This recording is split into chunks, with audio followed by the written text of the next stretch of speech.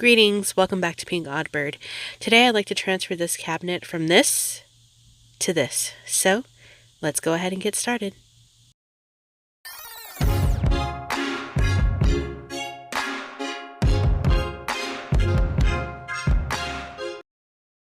So this is a little drawer cabinet that I keep next to my desk for things that I reach for a lot, and it's supposed to make it easy for me to grab things.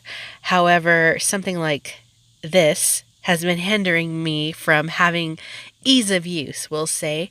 So what I would like to do is go ahead and get these 3 drawers a bit tidied up and organized, and to do that I want to create some drawer dividers.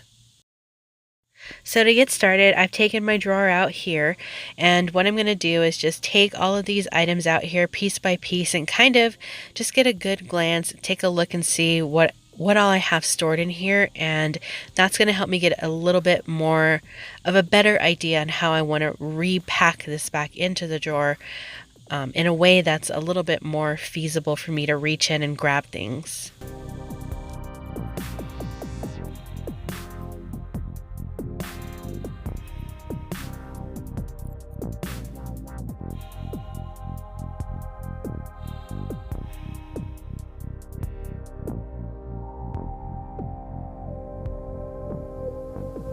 So now that I've got the drawer pretty much cleaned out here, all of those corner rounder pieces always fall out of the chomper.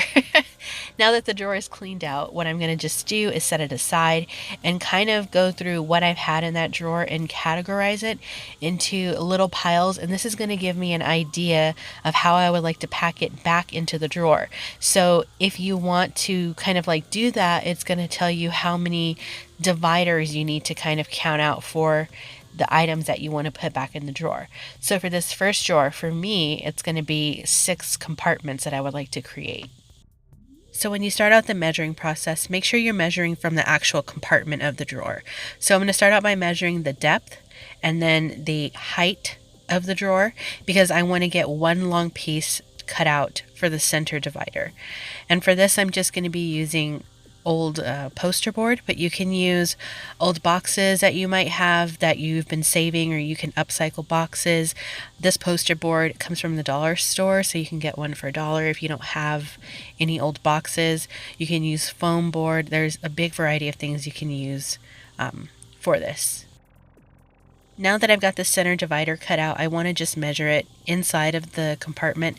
I don't want it to be taller than the height of the drawer, and I want to make sure that it's taut enough inside the depth of the drawer to not kind of fall over when you move the drawer around.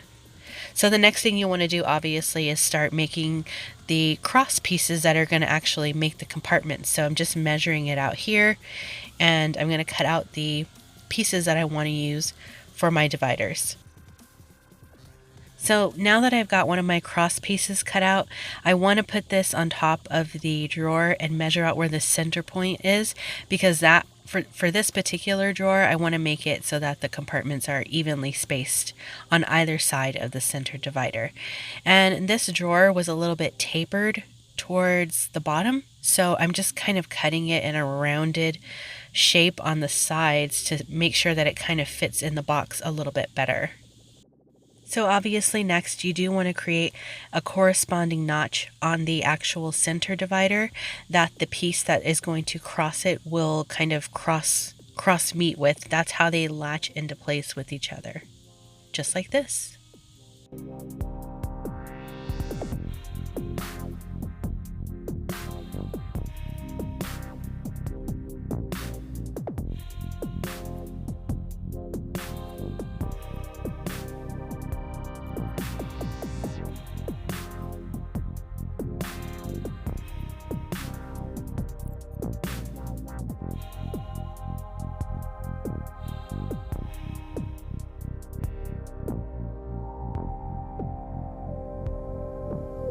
Now I'm ready to start packing these compartments back up with the items that I took out of the drawer originally. And this is the fun part for me, because it's like you get to put everything in very neatly and snugly in its new home, and it's just going to make it so much easier for me when I want to pull something out. I know exactly where to look and reach for it, and then also when I'm done using something, there is a home for it, not just, hey April, throw it in the drawer.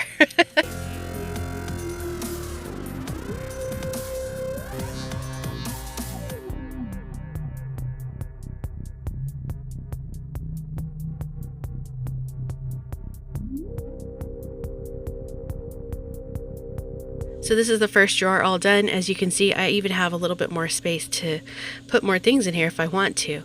So on to the second drawer.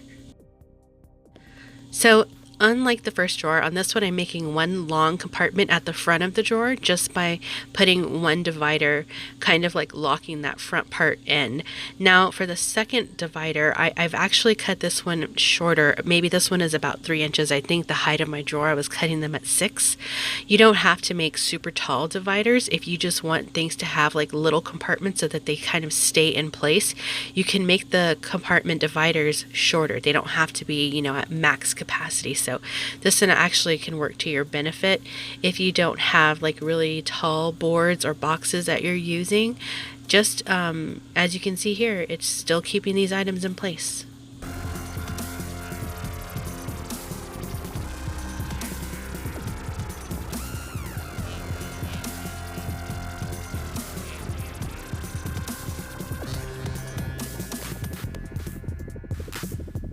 Now on to this final beautiful mess. Storing punches was always a challenge for me, but now I think that storing them with dividers in place is going to make it a little bit easier. So I'm really excited to see how this is going to turn out. So again, I'm going back in with one long center divider, and I'm going to make this one 6 compartments, just like the first drawer.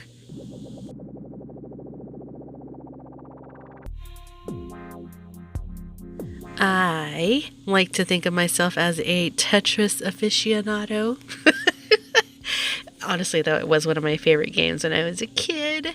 But this is the part where I get to try and piece all of these crazy shaped punches into this drawer, into these compartments, where it's going to actually work and sit properly in a way that's, you know, not too cluttered and not overcrowding the compartments. And I think I actually have a couple more punches sprinkled around, maybe around on my desk, and storing them this way I can already see is giving me more space to add those back into the drawer.